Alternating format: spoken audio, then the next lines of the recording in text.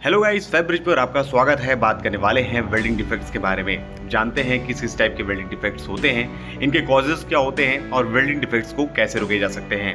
अगर गाइस आप हमारे चैनल पर नए हैं तो चैनल को लाइक, सब्सक्राइब और शेयर करना बिल्कुल भी ना भूलें। तो चलिए दोस्तों, शुरुआत करते हैं हमारे आज की इस वीडियो को और जानते हैं वेल्डिंग डिसकंटिन्यूटीज के बारे में।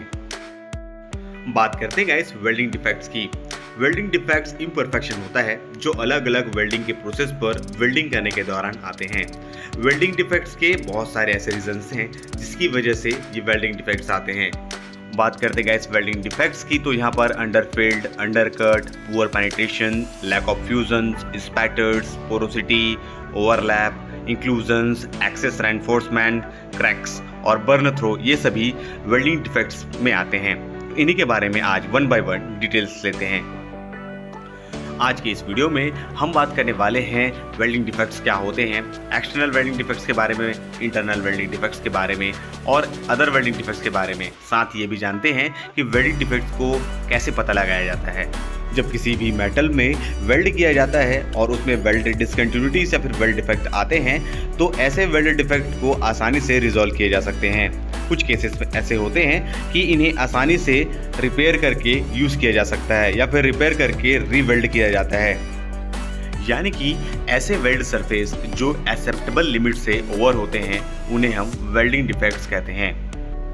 ये वेल्डिंग इम्परफेक्शंस डायमेंशनली भी होते हैं जो कि स्टैंडर्ड से बाहर होते हैं।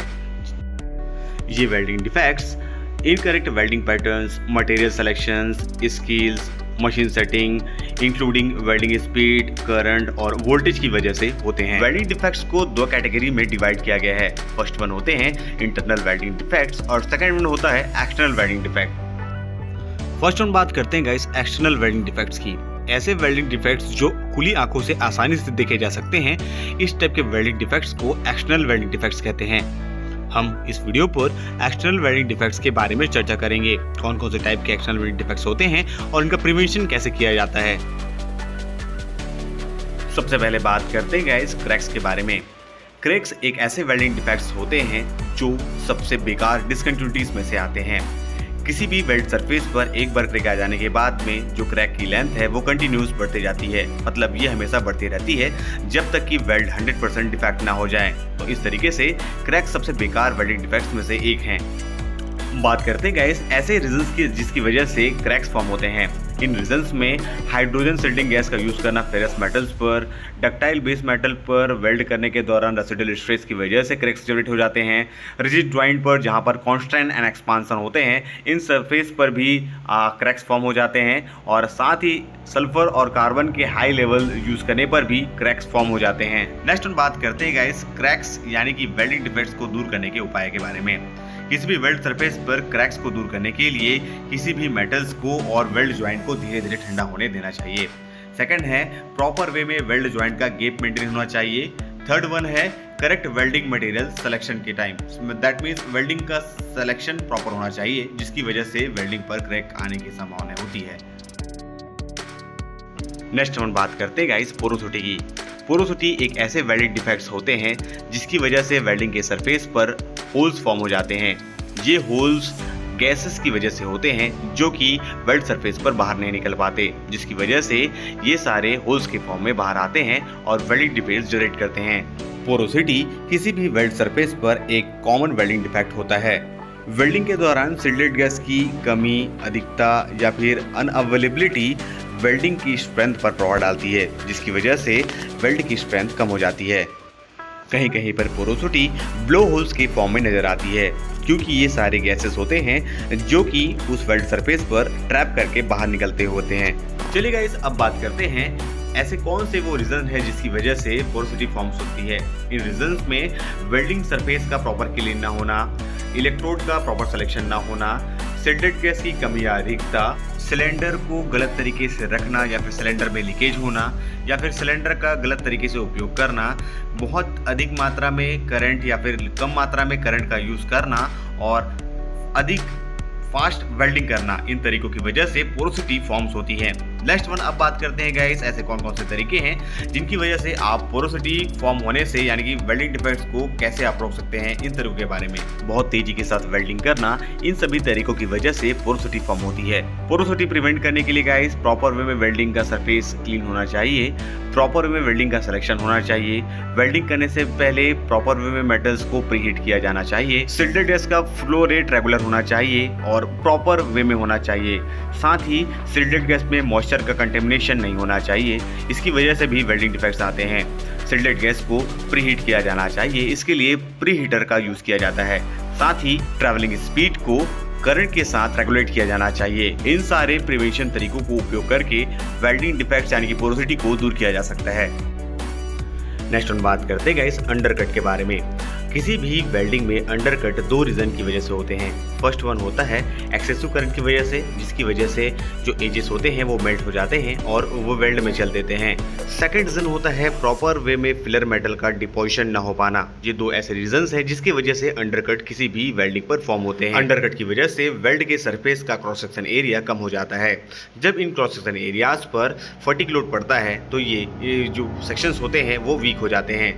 अंडरकट्स जो होते हैं वो कंटिन्यूअस, इंटरमीडिएट और इंटररन टाइप्स के होते हैं। बात करते गाइस ऐसे रीजंस जिसकी वजह से अंडरकट फॉर्म होते हैं। इन रीजंस में, इन कॉजेस में high arc voltage, incorrect electrode selection, wrong electrode angle और हाई ट्रेवल स्पीड होते हैं। बात करते हैं गाइस अंडरकट प्रिवेंशन तरीकों के बारे में, तो इन तरीकों में आर्क लेंथ स्मॉल होने चाहिए, साथ ही वोल्टेज और ट्रैवल स्पीड भी स्मॉल होने चाहिए। इलेक्ट्रोड का एंगल जो होना चाहिए वो 30 to 45 डिग्री का होना चाहिए। साथ ही इलेक्ट्रोड का डायमीटर भी आपको कम यूज़ करना चाहिए। इन तरीकों को यूज़ करके आप अंडरकट को दूर कर सकते हैं। बात करते हैं गाइस नेक्स्ट वेल्डिंग डिफेक्ट्स की, तो वो है ओवरलैप। ओवरलैप वेल्डिंग की सतह पर एक्सिस वेल्ड मेटल होते हैं जो वेल्डिंग बिट पर आसपास एकत्रित हो जाते हैं या फिर इकट्ठा हो जाते हैं। ये एक्सिस मटेरियल्स फिलर मेटल्स होते हैं जो कि प्रॉपरली बेस मेटल के साथ मिक्स नहीं हुए होते हैं। इस वजह से ये एक राउंड शेप फॉर्म कर लेते हैं और वेल्ड जॉइंट पर एकत्रित होकर एक्स्ट्रा इफेक्ट डालते हैं। बात करते हैं गाइस ऐसे कॉजेज जिसकी वजह से ओवरलैप फॉर्म होते हैं। इन कॉजेस में incorrect welding procedures, wrong selection of welding material और improper preparation of base metal, जिसकी वजह से ओवरलैप फॉर्म होते हैं। नेक्स्ट हम बात करते हैं गाइस ओवरलैप प्रिवेंशन तरीकों के बारे में। ओवरलैप्स को कम करने के लिए वेल्डिंग करंट कम होने चाहिए, साथ ही प्रॉपर वेल्डिंग टेक्निक का यूज किया जाना चाहिए और वेल्डिंग इलेक्ट्रोड जो होते हैं वो छोटे होने चाहिए। इन तरीकों का यूज करके आसानी से आप ओवरलैपिंग की समस्याओं को दूर कर सकते हैं। नेक्स्ट हम बात करते हैं guys burn through weld defects के बारे में। बर्न थ्रू वेल्ड डिफेक्ट ऐसे वेल्ड डिफेक्ट होते हैं जो कि पतले या फिर थिनर सेक्शन के पर वेल्डिंग के दौरान फॉर्म होते हैं। इन थिनर सेक्शंस पर वेल्डिंग करने के दौरान अचानक से ही वेल्ड के सरफेस पर या फिर प्रॉपर वे में वेल्ड ना होने की वजह से पूरा बेस मेटल ही मेल्ट हो जाता है। इन सभी समस्याओं को बर्न थ्रू कहा जाता है। बात करते हैं गाइस बर्न थ्रू के कॉजेस की, तो हाई वेल्डिंग करंट का होना, एक्सट्रीम रूट का गैप होना और साथ ही रूट फेस में प्रॉपर वे में मेटल्स का ना होना, इन वजह से बर्न थ्रू क्रिएट होते हैं। नेक्स्ट बात करते हैं गाइस बर्न थ्रू प्रिवेंशन तरीकों के बारे में। बर्न थ्रू को प्रिवेंट करने के लिए प्रॉपर रूट गैप मेंटेन करना चाहिए, साथ ही वेल्डिंग करंट को प्रॉपर वे में मेंटेन किया जाना चाहिए, कंट्रोल किया जाना चाहिए। इन तरीकों को यूज करके आसानी से बर्न थ्रू की समस्याओं से समाधान पाया जा सकता है। बात करते हैं गाइस नेक्स्ट वेल्डिंग डिफेक्ट्स की, तो वो है स्पैटर। स्पैटर एक ऐसे वेल्डिंग डिफेक्ट्स होते हैं जो कि मेटल के ड्रॉपलेट्स होते हैं जो कि वेल्डिंग करने के दौरान डिस्चार्ज होकर मेटल की सरफेस पर चिपक जाते हैं या फिर इकट्ठा हो जाते हैं। हालांकि स्पैटर्स स्ट्रक्चरल इंटीग्रिटी पर कोई प्रभाव नहीं डालते और आसानी से रिमूव किए जा सकते हैं, परंतु ये देखा जाए तो ओवरऑल कॉस्ट को बढ़ा देते हैं। बात करते हैं गाइस स्पैटर डिफेक्ट्स के कॉजेस के बारे में। इनमें high arc length, high welding current, improper shielding of the heat affected zone, using wrong polarity, इन सभी वजह से ही वेल्डिंग करने के दौरान स्पैटर्स जनरेट होते हैं। बात करते हैं प्रिवेंशन के तरीकों के बारे में। फर्स्ट वन होता है प्रॉपर वे में पोलरिटी चूज किया जाना चाहिए, यानी कि DCEP और DCEN, इन दोनों का सिलेक्शन प्रॉपर में किया जाना चाहिए। सेकंड वन है प्रॉपर वे में सील्डिंग गैस और सील्डिंग टेक्निक का यूज़ करके। थर्ड वन है प्रॉपर वे में वेल्डिंग करंट और लेंथ को मेंटेन करके स्पैटर्स की समस्याओं से निजात पाया जा सकता है। बात करते हैं गाइस नेक्स्ट वेल्डिंग डिफेक्ट्स की, तो वो है अंडरफील्ड। अंडरफील्ड ऐसे वेल्ड डिफेक्ट होते हैं जो वेल्डिंग करने के दौरान वेल्ड की सतह पर बहुत ही छोटे रूप में वेल्ड होकर इकट्ठे हो जाते हैं। उन्हें अंडरफिल्ड कहा जाता है, यानी कि प्रॉपर वे में फिलर वायर का वेल्ड के जॉइंट पर कंप्लीट कवर ना कर पाना अंडरफिल कहलाता है। अंडरफिल की वजह से पैरेट मटेरियल जो होते हैं वो अनफ्यूज होते हैं, जिसकी वजह से वेल्डिंग की जो स्ट्रेंथ होती है वो प्रॉपर वे में ना होकर काफ़ी सेक्शंस पर वीक हो जाती है।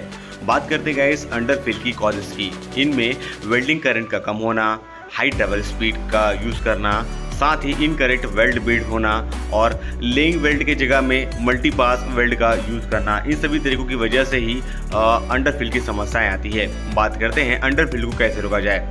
अंडरफिल को प्रिवेंट करने के लिए गाइस प्रॉपर इलेक्ट्रोड का साइज का सिलेक्शन किया जाना चाहिए, सही तरीके से इलेक्ट्रोड में करंट का सेटिंग किया जाना चाहिए, साथ ही वेल्डिंग की स्पीड को कम किया जाना चाहिए।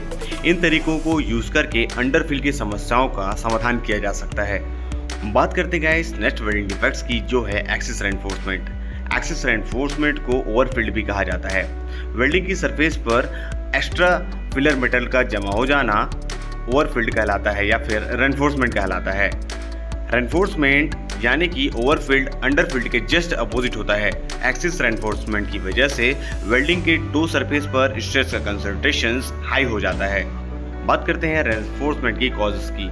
इन कॉजेस में ट्रैवल स्पीड का कम होना, इनकरेक्ट वेल्डिंग प्रोसीजर का होना और साथ ही एक्सेस अमाउंट में फ्लक्स और फीड वायर का होना, इन सभी कॉजेस की वजह से रेनफोर्समेंट होता है। अब बात करते हैं रेनफोर्समेंट प्रिवेंशन के तरीकों के बारे में। फर्स्ट वन, प्रॉपर वे में टॉर्च की स्पीड को मेंटेन किया जाना चाहिए, एक्सेस हीटिंग को अवॉइड किया जाना चाहिए और साथ ही करंट और वोल्टेज को प्रॉपर वे में कंट्रोल किया जाना चाहिए। साथ ही वर्क पीस और इलेक्ट्रोड के बीच में यानी कि होल्डर और वर्क पीस के बीच में प्रॉपर गैप मेंटेन किया जाना चाहिए। इन तरीकों को यूज़ करके आसानी से एक्सेस रेनफोर्समेंट की समस्याओं से समाधान पाया जा सकता है। बात करते हैं गाइस मैकेनिकल डैमेज की। मैकेनिकल डैमेज यानी कि ऐसे वेल्डिंग डिफेक्ट्स जो वेल्ड जॉइंट प्रिपरेशन की वजह से, अनप्रॉपर हैंडलिंग ऑफ वेल्डिंग इलेक्ट्रोड की वजह से या फिर इक्विपमेंट के यूज़ की वजह से या फिर और ऐसे फैक्टर्स हैं जिसकी वजह से वेल्डिंग में डिफेक्ट्स आते हैं, तो ये सारे जो वेल्डिंग डिफेक्ट्स हैं वो मैकेनिकल डैमेज यानी कि मैकेनिकल वेल्डिंग डिफेक्ट्स के अंदर आते हैं। बात करते हैं गाइस मैकेनिकल डैमेज के कॉजेस की। इन कॉजेस में किसी ऑपरेशन से पहले या उसके दौरान या बाद में एक्सटर्नल फोर्स का उपयोग करना, वेल्डिंग उपकरण का गलत तरीके से उपयोग करना और वेल्डिंग प्रक्रिया में पहले आर्क को न लगना, ये सभी मैकेनिकल डैमेज के कॉजेज हैं। नेक्स्ट हम बात करते हैं गाइस डिस्टॉर्शन की। डिस्टॉर्शन यानी कि वार्पिंग ऐसे वेल्डिंग डिफेक्ट्स होते हैं जो एक्सेसिव हीट जनरेशन की वजह से होते हैं। एक्सेसिव हीट जनरेशन होने से वेल्डिंग के जो बेस मेटल्स होते हैं, जो मोस्टली लाइट सेक्शन के होते हैं, जो मोस्टली या फिर थिनर सेक्शन होते हैं, वो बैंड हो जाते हैं, ट्विस्ट हो जाते हैं, एक तरीके का एक्सीडेंटल चेंज हो जाता है उनके शेप पर। इस तरीके के चेंजेस को डिस्टॉर्शन या वार्पिंग कहते हैं। डिस्टॉर्शन मेनली 4 टाइप्स के होते हैं। First one angular, second one longitudinal, third one fillet और फोर्थ वन होता है न्यूट्रल एक्सिस। बात करते हैं गाइस डिस्टॉर्शन के कॉजेस की। इन कारणों में थिन वेल्ड मेटल का होना, असंगत आधार धातु और वेल्ड धातु का होना, अधिक मात्रा में that means number of welding pass का होना, ये सारे रीजंस हैं जिसकी वजह से डिस्टॉर्शन होते हैं।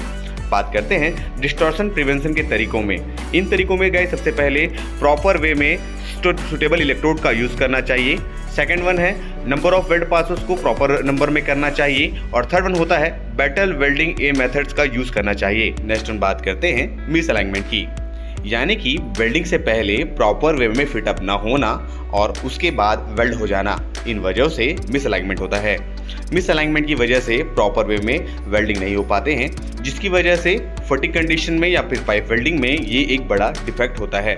बात करते हैं गाइस मिस अलाइनमेंट के कॉजेस की। इन कॉजेस में रैपिड वेल्डिंग प्रोसेस का होना, इनकरेक्ट मेटल अलाइनमेंट और बेस मेटल का होना, लैक ऑफ वेल्डर स्किल्स यानी कि वेल्डर का कम स्किल्स होना और साथ ही फिटर के कम स्किल्स होने की वजह से मिस अलाइनमेंट होते हैं। बात करते हैं प्रिवेंशन टेक्निक की। मिस अलाइनमेंट को प्रिवेंट करने के लिए स्लोली वेल्ड करना चाहिए, प्रॉपर वे में वेल्डिंग प्रोसीजर का यूज करना चाहिए, साथ ही प्रॉपर वे में फिटर को स्किल होना चाहिए और वेल्डर को स्किल होना चाहिए, जिसकी वजह से मिस अलाइनमेंट ना हो। सही तरीके के वेल्डिंग टेक्निक की उपयोग करने से और प्रॉपर रेगुलर इंटरवल चेकिंग से मिस अलाइनमेंट को दूर किया जा सकता है। ये थी गाइस वीडियोस जो वेल्डिंग डिफेक्ट्स को दर्शाती है, और अधिक जानकारी के लिए गाइस हमारे चैनल से जुड़े रहें। चैनल को लाइक, सब्सक्राइब और शेयर करना बिल्कुल भी ना भूलें। Thank you for watching our videos, our channels Febreze.